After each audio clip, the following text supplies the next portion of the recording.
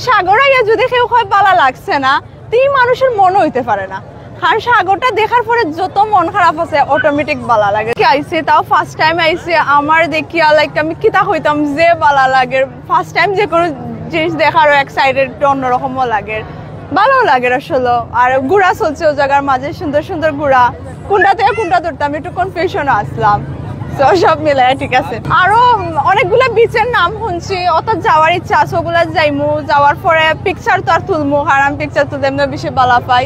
So আর দেখি ওনার মাঝে কিতা করা যায়। আমি তো জানলাম না, ফার্স্ট টাইম আসছি, কোনো কিতা আছে ভালো করে বুঝলাম না। সব থেকে বেশি ভালো তো লাগছে সাগর।